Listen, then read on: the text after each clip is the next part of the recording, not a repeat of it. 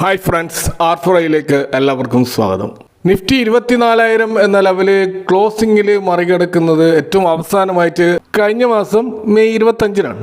അന്ന് Nifty close ചെയ്തത് 24,031 എന്ന പ്രൈസ് ലെവലിലായിരുന്നു. എന്നാൽ ഒരു ദിവസം മാത്രമേ അവിടെ സസ്റ്റെയിൻ ചെയ്യാൻ നിഫ്റ്റിക്ക് സാധിച്ചിരുന്നുള്ളൂ. നെക്സ്റ്റ് ഡേ നിഫ്റ്റി ക്ലോസ് ചെയ്തത് 23,913 എന്ന ലെവലായിരുന്നു. അപ്പോൾ അതിനുശേഷം ശക്തമായ ഒരു കറക്ഷനിലൂടെയാണ് നിഫ്റ്റി കടന്നുപോയത്. ജൂൺ ഫസ്റ്റ് വീക്കിലൊക്കെ 23,100 ലെവൽ വരെ നിഫ്റ്റി താഴോട്ടേക്ക് പോവുകയുണ്ടായി. അതായത് ഏകദേശം 1000 പോയിന്റിന്റെ ഒരു കറക്ഷൻ ഇവിടെ ഉണ്ടായിരുന്നു. അതിനുശേഷം നീണ്ട 15 ട്രേഡിംഗ് ഡേയ്സിന് ശേഷമാണ് വീണ്ടും ഇപ്പോൾ 24,000 മറികടന്നുകൊണ്ട് നിഫ്റ്റി ഒരു ക്ലോസിംഗ് നൽകിയിരിക്കുന്നത്. അപ്പോൾ ഇപ്രാവശ്യത്തെ ഈ ഒരു ക്ലോസിംഗ് കുറച്ചും കൂടി സ്ട്രോങ് സപ്പോർട്ട് ലെവലിലാണ് ക്ലോസ് ചെയ്യുന്നത് എന്ന ഒരു പ്രത്യേകത കൂടിയുണ്ട്. ഇന്ന് നമ്മുടെ മാർക്കറ്റിൽ ശക്തമായ മുന്നേറ്റങ്ങളൊന്നും ഉണ്ടായിട്ടില്ലെങ്കിലും മൊത്തത്തിൽ ഒരു പോസിറ്റീവ് ക്ലോസിംഗ് ആണ് അക്രോസ് മാർക്കറ്റ് സെഗ്മെന്റിൽ നമ്മൾ കാണുന്നത്. അതായത് മിഡ് ക്യാപ്പിലും സ്മോൾ ക്യാപ്പിലും മൈക്രോ ക്യാപ്പിലൊക്കെ ഒരേപോലെയുള്ള ഒരു മുന്നേറ്റം നമുക്ക് കാണാൻ കഴിയും. സെക്ടർ വൈസ് നോക്കുകയാണെങ്കിൽ consumer durables, IT, PSU bank, metals ഇവിടെയൊക്കെയാണ് ഇന്ന് നല്ല പോസിറ്റീവ് ക്ലോസിംഗ് നമ്മൾ കാണുന്നത്. അതുപോലെ ഇന്ന് രൂപി 94.5 എന്ന ലെവലിൽ സ്റ്റേബിൾ ആയതും, അതുപോലെ Brent crude price per barrel $78 എന്ന ലെവലിലേക്ക് വന്നതും ഇതൊക്കെ മാർക്കറ്റിൽ മൊത്തത്തിൽ ആ ഒരു മൊമെന്റം നിലനിർത്താൻ സഹായിച്ചിട്ടുണ്ട് എന്ന് വേണം മനസ്സിലാക്കാൻ. അതുപോലെ ഇന്ത്യ മിക്സും വലിയ തോതിൽ ഉയരാതെ ആ 13 എന്ന ലെവലിൽ നിൽക്കുകയാണ്. അപ്പോൾ ഇവിടെ വളരെ കോഷ്യസ് ആയിട്ടുള്ള ഒരു അപ്രോച്ചാണ് മാർക്കറ്റിൽ നമുക്ക് കാണാൻ കഴിയുന്നത്. കാരണം ഇന്ന് രാത്രി വരാനിരിക്കുന്ന US ഫെഡ് റിസർവിൻ്റെ പലിശ നിരക്കുമായി ബന്ധപ്പെട്ട പ്രഖ്യാപനത്തിന് മുന്നോടിയായിട്ടുള്ള ഒരു വെയിറ്റ് ആൻഡ് വാച്ച് മോഡിലാണ് മൊത്തത്തിൽ മാർക്കറ്റ് ഉള്ളത് എന്ന് നമുക്ക് മനസ്സിലാക്കാം. അപ്പോൾ ഇന്ന് നടക്കാനിരിക്കുന്ന US ഫെഡ് റിസർവിൻ്റെ ഈ ഒരു മീറ്റിംഗ് ഗ്ലോബൽ എക്കണോമിയെ സംബന്ധിച്ചിടത്തോളം വളരെ നിർണായകമാണ്. ഇപ്രാവശ്യം ഫെഡ് ചെയർ ആയിട്ട് നിൽക്കുന്ന കെവിൻ വാർഷ്, അദ്ദേഹം മെയ് മാസത്തിലാണ് ജെറോം പവലിന് പകരമായിട്ട് നിയമിക്കപ്പെടുന്നത്. അപ്പോൾ അദ്ദേഹത്തിന്റെ നേതൃത്വത്തിലുള്ള ആദ്യത്തെ ഒരു FOMC മീറ്റിംഗ് ആണിത്. ഇപ്പോൾ മാർക്കറ്റിലെ ഏകദേശം 90% അനലിസ്റ്റുകളും ഈ ഇൻട്രസ്റ്റ് റേറ്റിൽ യാതൊരു മാറ്റവും ഉണ്ടാകില്ല എന്ന് ഉറച്ചു വിശ്വസിക്കുന്നുണ്ട്.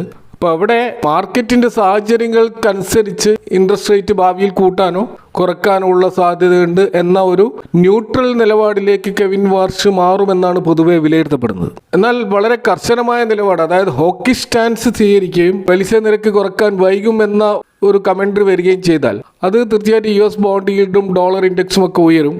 അത് ഇന്ത്യൻ മാർക്കറ്റിനെ സംബന്ധിച്ചിടത്തോളം നെഗറ്റീവായിട്ടുള്ള ഒരു ന്യൂസ് ആയിരിക്കും.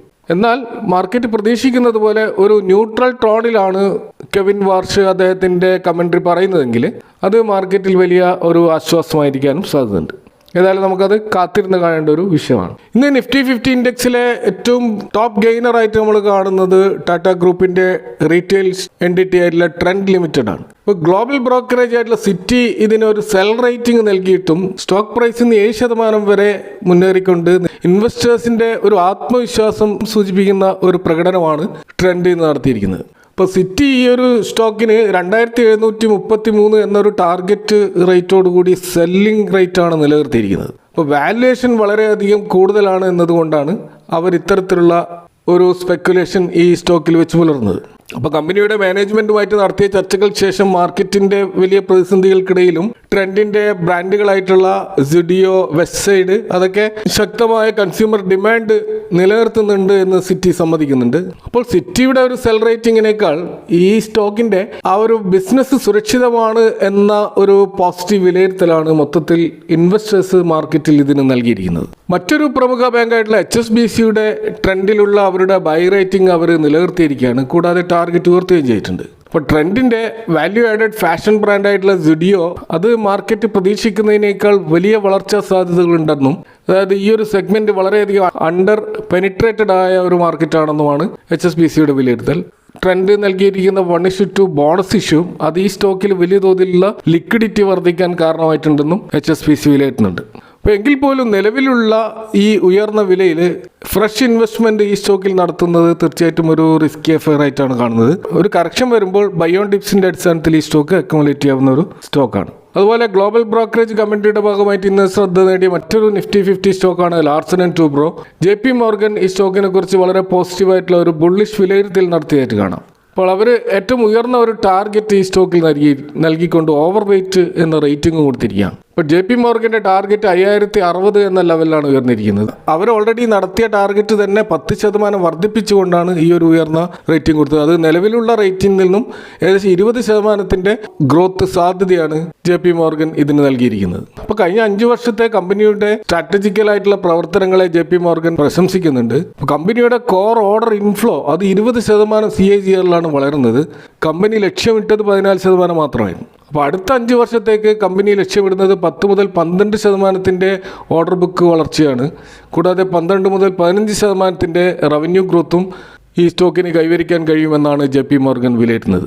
കൂടാതെ ഡാറ്റാ സെൻറ്ററുകളും green hydrogen semi conductor design തുടങ്ങിയ പുതിയ കാലഘട്ടത്തിലെ ബിസിനസ്സുകളിലേക്കും കമ്പനി നടത്തുന്ന നിക്ഷേപങ്ങളും ദീർഘകാലാടിസ്ഥാനത്തിൽ ഗുണം ചെയ്യും. ചുരുക്കത്തിൽ മിഡിൽ ഈസ്റ്റിലെ പ്രതിസന്ധികൾ ഒഴിഞ്ഞതും കമ്പനിയുടെ ശക്തമായ ഓർഡർ ബുക്കും വരാനിരിക്കുന്ന മികച്ച വളർച്ചാ സാധ്യതകളും മുൻനിർത്തിക്കൊണ്ട് L&Tക്ക് ഒരു ലോങ് ടേം ബൈ റേറ്റിംഗ് ആണ് JP Morgan നൽകുന്നത്. ഇപ്പോൾ കഴിഞ്ഞ 3 ട്രേഡിംഗ് സെഷനിലായിട്ട് ഏകദേശം 9% മുന്നേറ്റം ഈ സ്റ്റോക്ക് ഓൾറെഡി നടത്തിക്കഴിഞ്ഞതായിട്ട് കാണാം.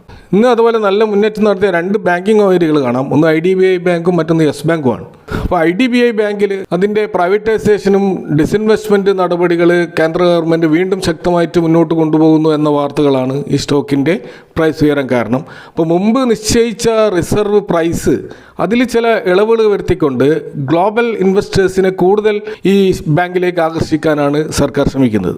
കൂടാതെ ബാങ്കിൻ്റെ ആ ഒരു പ്രോഫിറ്റ് മാർജിൻ ഉയർന്നതും ഗ്രോസ് NPA ഗണ്യമായി കുറഞ്ഞുകൊണ്ട് 1.3 എന്ന ലെവലിലേക്ക് എത്തിയതും ഇൻവെസ്റ്റേഴ്സിന് ഈ ബാങ്കിൻ്റെ ബിസിനസ് വളർച്ചയിലുള്ള ആത്മവിശ്വാസം വർദ്ധിപ്പിക്കാൻ കാരണമായിട്ടുണ്ട്. യെസ് ബാങ്കിലേക്ക് വരികയാണെങ്കിൽ അവിടെ നോർത്തേൺ ആർക്ക് ക്യാപിറ്റലുമായിട്ടുള്ള ഒരു സ്ട്രാറ്റജിക് ആയിട്ടുള്ള ഒരു അലയൻസ് യെസ് ബാങ്ക് പ്രഖ്യാപിച്ചിട്ടുണ്ട്. ഇന്ത്യയിലുടനീളം ഡിജിറ്റൽ വായ്പകൾ വ്യാപിപ്പിക്കുന്നതിനും കൂടുതൽ കൺസ്യൂമേഴ്സിലേക്ക് ക്രെഡിറ്റ് സൗകര്യങ്ങൾ എത്തിക്കുന്നതിനുമാണ് ഈ ഒരു അലയൻസ് ഉണ്ടാക്കിയിട്ടുള്ളത്. യെസ് ബാങ്കിന്റെ ജപ്പാൻ പാർട്ട്ണറായിട്ടുള്ള SMBC ആണ് ഈ 2 സ്ഥാപനങ്ങളെയും കണക്ട് ചെയ്യുന്ന മിഡിൽ മാനായിട്ട് ഇപ്പോൾ നിന്നിട്ടുള്ളത്. അപ്പോൾ യെസ് ബാങ്കിന്റെ ലോൺ ഗ്രോത്ത് കഴിഞ്ഞ 5 വർഷത്തെ ആവറേജിനേക്കാൾ 11% വർദ്ധിച്ചിട്ടുണ്ട്. കൂടാതെ കഴിഞ്ഞ 4 വർഷമായിട്ട് ഇവരുടെ നെറ്റ് NPA വളരെ കുറഞ്ഞ നിരക്കിലാണ്, 0.2 എന്ന ലെവലിലാണ്. അപ്പോൾ ഇതൊക്കെ ഈ സ്റ്റോക്കിൽ പോസിറ്റീവാണ്. അതിൻ്റെ അടിസ്ഥാനത്തിൽ ഒരു മൂവാണ് നമ്മളിപ്പോൾ ഈ സ്റ്റോക്കിൽ കണ്ടുകൊണ്ടിരിക്കുന്നത്. ഇതുപോലെ ഇന്ന് ഡിഫൻസ് സെക്ടറിലുള്ള സ്റ്റോക്കുകളിലൊക്കെ ശക്തമായൊരു മുന്നേറ്റം കാണാൻ കഴിയും. അപ്പോൾ ഈ സെൻട്രൽ ഡിഫൻസ് മിനിസ്ട്രി പുറത്തുവിട്ട കണക്കുകൾ ചരിത്രത്തിൽ ഏറ്റവും ഉയർന്ന നിരക്കായിട്ടുള്ള 1,78,000 കോടിയുടെ മുകളിലാണ് FY 26 ഡിഫൻസിൻ്റെ പ്രൊഡക്ഷൻ വാല്യൂ. ഇത് മുൻ വർഷത്തെ അപേക്ഷിച്ചിട്ട് 1,67,000 കോടി എന്ന പൊസിഷനിൽ നിന്നുള്ള വമ്പിച്ച ഒരു വളർച്ചയാണ് സൂചിപ്പിക്കുന്നത്. അപ്പോൾ ഇത്തരത്തിൽ വളരെ സ്ഥിരതയാർന്നിട്ടുള്ള വളർച്ച ഈ ഡിഫൻസ് കമ്പനികളുടെ ദീർഘകാല വരുമാനം ഉറപ്പാക്കുന്ന കാര്യമാണ്. അപ്പോൾ അത്തരത്തിലുള്ളൊരു സ്ട്രക്ചറൽ ഗ്രോത്ത് ഈ ഡിഫൻസ് സെഗ്മെന്റിലുള്ള സ്റ്റോക്കുകളിൽ ഉണ്ടാവുമെന്നാണ് സൂചിപ്പിക്കുന്നത്. അതുപോലെ ഈ മൊത്തം ഡിഫൻസ് പ്രൊഡക്ഷൻ്റെ ആ ഒരു വിഹിതത്തിൽ സ്വകാര്യ കമ്പനികളുടെ വിഹിതം ഏകദേശം 24% ഉയർന്നിരിക്കുന്നത്. അപ്പോൾ ഇതാണ് മാർക്കറ്റ് ഏറ്റവും പോസിറ്റീവായി എടുത്തുള്ളത്. മുൻപ് ഈ പ്രതിരോധ മേഖലയിൽ പൂർണ്ണമായിട്ടും PSU കമ്പനികൾ മാത്രമായിരുന്നു ഉണ്ടായിരുന്നത്. അപ്പോൾ ഈ ഗവൺമെൻറ്റിൻ്റെ ഈസ് ഓഫ് ഡൂയിങ് ബിസിനസിൻ്റെ ഭാഗമായിട്ട് പുതിയ നയങ്ങൾ രൂപീകരിക്കുകയും സ്വകാര്യ കമ്പനികൾക്ക് വലിയ ഓർഡറുകൾ ലഭിക്കാൻ അത് സഹായമാവുകയും ചെയ്തു. അതുകൊണ്ടാണ് ഇന്ന് പൊതുമേഖലാ സ്ഥാപനങ്ങളോടൊപ്പം തന്നെ പ്രൈവറ്റ് സെഗ്മെന്റിലുള്ള ഡിഫൻസ് സ്റ്റോക്കുകളിലും വമ്പിച്ച മുന്നേറ്റം നമുക്ക് കാണാൻ കഴിയും. ഇപ്പോൾ Paras Defence, MTAR Technologies, Astra Microwave, Zen Technologies, Apollo Microsystem, Idea Forge, Data Patterns, Bharat Forge, Solar Industries, Larsen and Toubro തുടങ്ങിയ സ്റ്റോക്കുകളിലൊക്കെ ഇതിൻ്റെ ഒരു പ്രതിഫലം നമുക്ക് കാണാൻ കഴിയും. അപ്പോൾ ഈ ഒരു റിപ്പോർട്ടിൽ ഇന്ത്യയുടെ ഡിഫൻസ് എക്സ്പോർട്ടും മികച്ച രീതിയിൽ വളർച്ച രേഖപ്പെടുത്തിയായിട്ട് വ്യക്തമാക്കുന്നുണ്ട്. ഇത് ഇന്റർനാഷണൽ മാർക്കറ്റിൽ ഇന്ത്യൻ ഡിഫൻസ് പ്രൊഡക്റ്റുകളുടെ ആ ഒരു സ്വീകാര്യത വർദ്ധിപ്പിക്കുന്നതായിട്ടാണ് കാണിക്കുന്നത്. അപ്പോൾ കഴിഞ്ഞ ദിവസങ്ങളിൽ നടന്നിട്ടുള്ള 30,000 കോടിയുടെ പുതിയ ഡ്രോൺ പ്രൊജക്ടിന്റെ ബിഡിങ്ങും അതുപോലെ ഗവൺമെന്റ് ഇപ്പോൾ പുറത്തുവിട്ടിട്ടുള്ള ഡിഫൻസ് പ്രൊഡക്ഷന്റെ ഈ റെക്കോർഡ് നേട്ടവും ഇതൊക്കെ മൊത്തത്തിൽ ഇന്ന് ഈ ഡിഫൻസ് ഇന്ത്യ ഇൻഡെക്സ് 3% ഉയരാൻ കാരണമായിട്ടുണ്ട്.